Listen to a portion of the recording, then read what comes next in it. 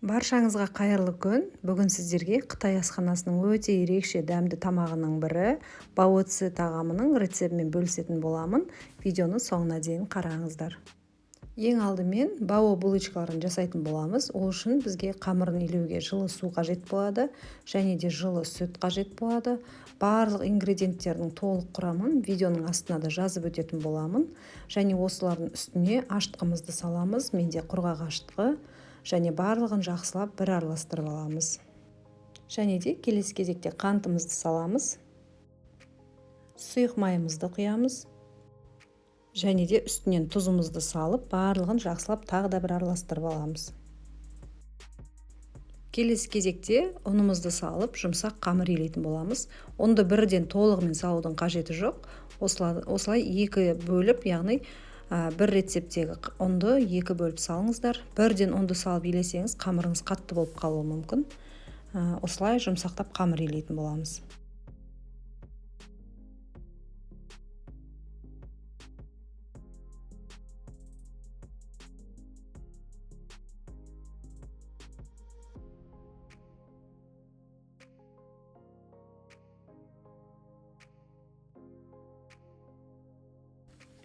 Қамырымыз өте жұмсақ болып иленеді, және илену барысында осылай басы біріккеннен кейін сармайымызды салып, тағы да бір сармай толық қамырға кіріп сіңіп кеткенше осылай қолымызбен мыжа отырып, тағы да бір илейтін боламыз.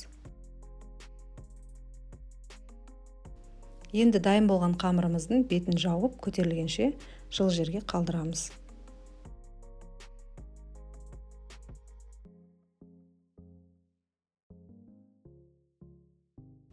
Біздің бао булочкаларымыз дайын болғанға дейін енді салмасына кірісетін боламыз. Ол үшін етті осылай турап аламыз, соломка етіп жіңішкелеп. Тауықтың еті, қойдың еті немесе жылқының етін қолдансаңыз да болады. Менде сиырдың еті. Барлық еттерімізді осылай жіңішке етіп, жақсылап турап аламыз. Келесі кезекте көкөністерімізді де дайындаймыз. Пиязымызды турап аламыз, жақсылап осылай жіңішке соломка етіп тураймыз.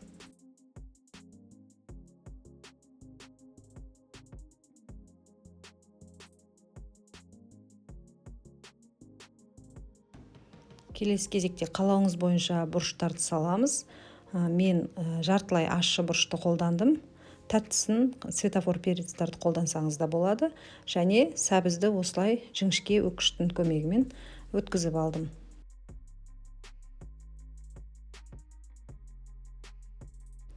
Келесі кезекте чесногымызды да тураймыз. Мен 3-4 тіше чеснок қолдандым.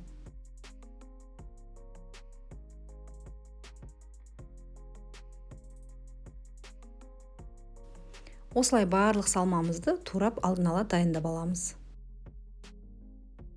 Келесі кезекте қазанымызға майымызды құйып, қыздырып, етімізден бастап қуыра бастаймыз. Етті салғаннан кейін суы шыққанша осылай бастапқыда қатты отта осылай қуырып аламыз. Сыртынан ақ корочка пайда болғанша, одан кейін баяу отта 15-20 минут астын басып, суы тартылғанға дейін ұстаймыз.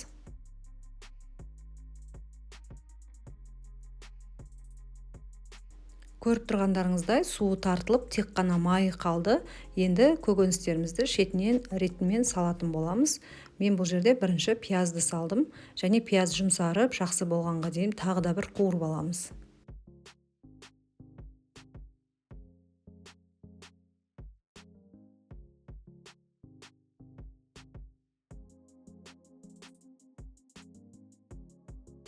Пиязды салып, бір 5 минуттай бұқтырып, бетін жаба тұрамыз қазанның. Пиязымыз жұмсарып, осылай жақсы қуырылғаннан кейін үстіне теркадан өткізілген сәбізімізді саламыз.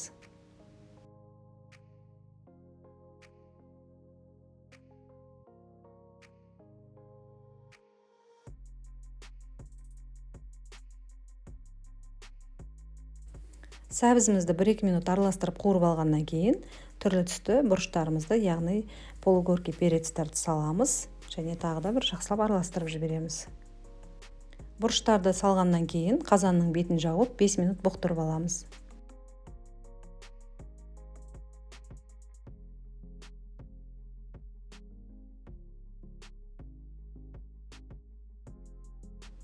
Келесі кезекте чесноктарды саламыз.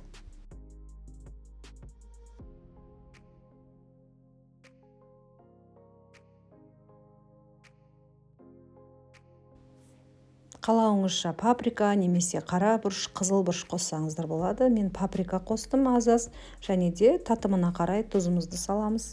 Жақсылап тағы да араластырамыз.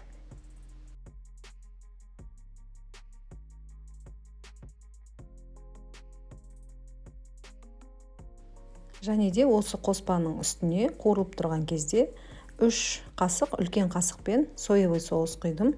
Тағы да араластырып аламыз. 1 минуттай қуырылғаннан кейін осы қоспаның үстіне суымызды қосатын боламыз. Яғни 100-150 мг су қоссаңыздар болады. Мен салқын су құйдым. Қазанымыздың бетін жауып, тұзын көріп, бетін жабамызда бір 15-20 минутқа етіміз піскенше бұқтырамыз. Баяу отта бұқтырамыз.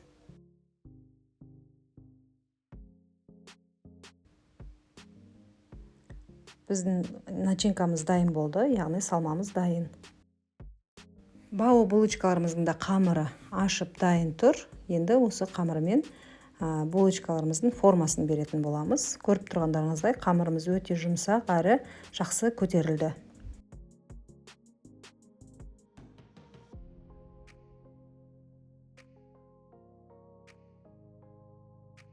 Қамырды осылай қолымызбен формаға келтіріп, және де жұқалап жаятын боламыз. Қалыңдығын видеода көргендей жасаймыз.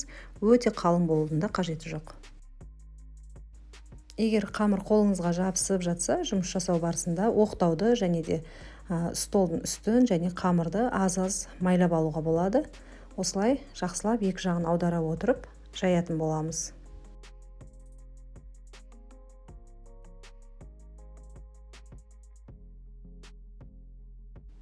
Менде қалыңдығы осындай болды. Енді осы дайын болған қамырымызды формочканың көмегімен, яғни осындай кругтың көмегімен дөңгелек етіп барлығын бауырсаққа кескендей кесіп шығамыз.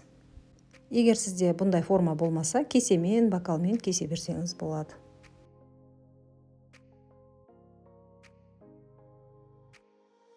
Осылай барлығын кесіп аламыз және артылған қамырларымызды жинастырып, тағы да тындырып қойып, барлығымен толық осылай жайып жұмыс жасаймыз. Кесіп шыққан қамырларымыздың бетін осылай сұйық маймен аздап майлап шығамыз. Бір-біріне жабыспас үшін. Екі бетін беттестіргенде бір-біріне жабысып қалмау керек. Қамырымыздың бетін майлап алғаннан кейін осылай екеуін бір-біріне беттестіреміз, кішкене үстінен басамыз. Ортасында май болғандықтан бұл пісу барысында бір-біріне жабыспайды. Дәл осылай барлық қамырларды осылай екі бетін беттестіріп шығамыз және де мантаваркаға пісіріп аламыз. Бір 20 минутта піседі қамырлар.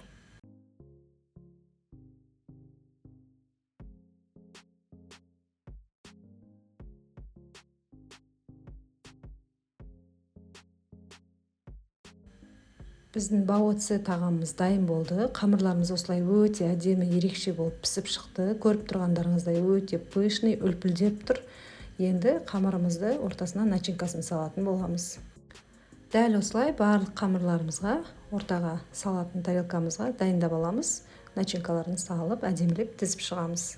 Қытай асханасының бұл тағамы менің отбасыма өте ерекше ұнады және де өте бір ерекше тағам болып шықты. Жасап көріңіздер.